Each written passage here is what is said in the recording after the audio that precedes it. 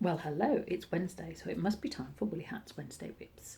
And you join me at home after my little travels down to Pembrokeshire, where we had some wonderful weather, some wonderful walks, and I did quite a lot of knitting. And I made great progress on my friend's jumper that I'm knitting for her birthday. So this is a Rowan pattern, Dunrobin. I think it's a couple of years old, 2 or 3 years old. And it's Rowan Felted Tweed.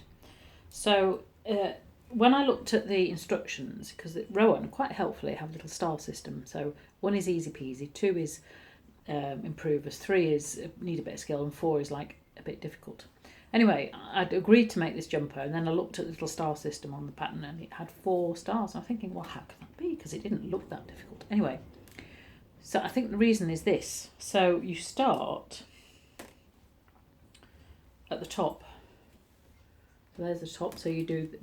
I did the epaulets on the top with a nice little cable pattern, and then I knitted it upside down, so it became like that.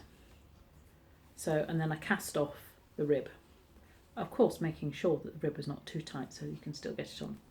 So a nice loose rib there. So, and now I am onto the sleeve. So you can see that, there we go. So that's the sleeve hole. So what I've done for the first sleeve, and as instructed of course, is I've picked up and knitted stitches, and I'm using a magic ring to do this, or you could use double pointed needles. So I will be knitting the sleeve from the edge to the cuff.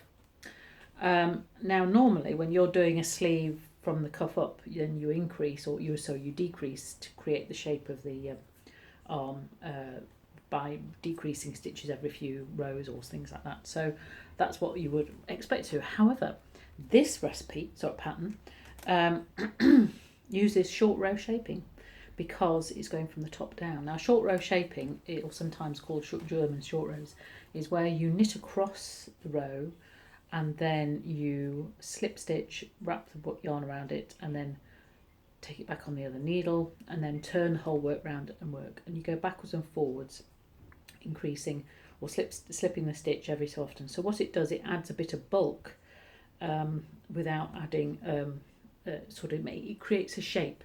Rather like a dart does in sewing, it creates that shape without decreasing at the end.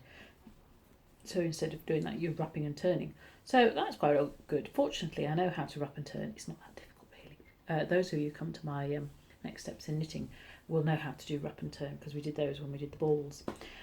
So that's what I'm doing now. So it does mean that I have to keep an eye on where I'm going. So I've only just started.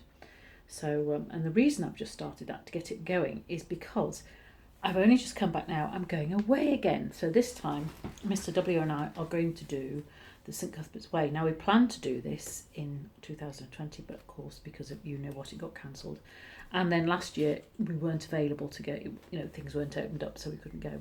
So this year, hooray, we're going, and we're going with some friends who are already up there. They're doing a bit of the Scottish coast, and we will meet them on Friday. So we're busy packing our rucksacks.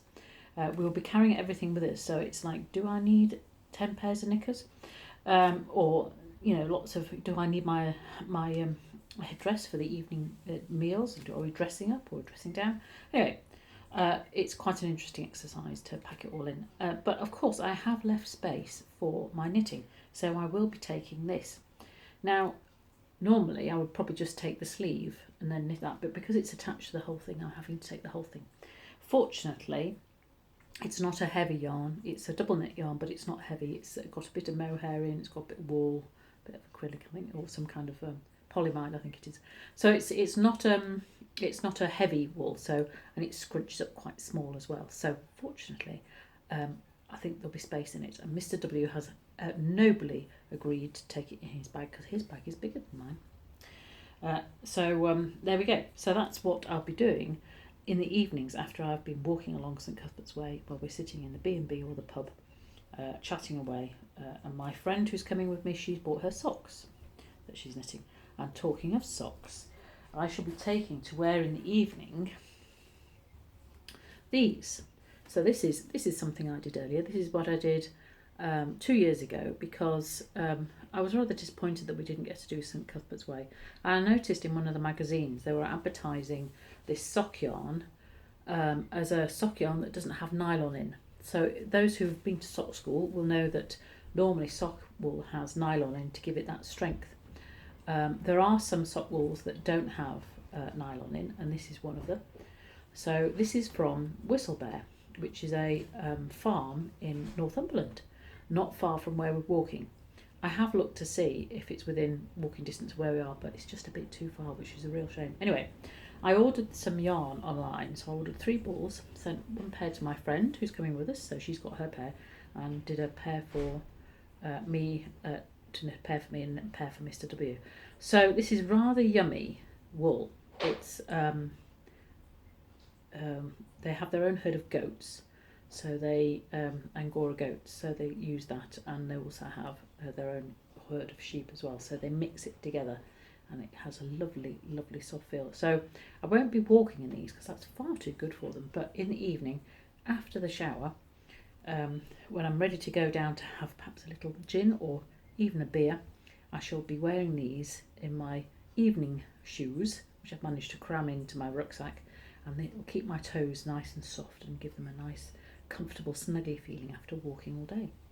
So there you go. So that is my St Cuthberts socks. It's called Cuthberts sock yarn, and it's from Whistlebare. Go and look on the website, it's really interesting. They have things called knitting retreats, which sounds quite interesting. Anyway, so that's what I shall be wearing. That's what I should be knitting. That's what I should be wearing. So we're off for just over a week. We'll be back for Easter, and then all kinds of other things might happen, so we'll see. Anyway, I hope you're having a good week and enjoying the sun when it comes out and keeping out of the wind and the rain when that comes out.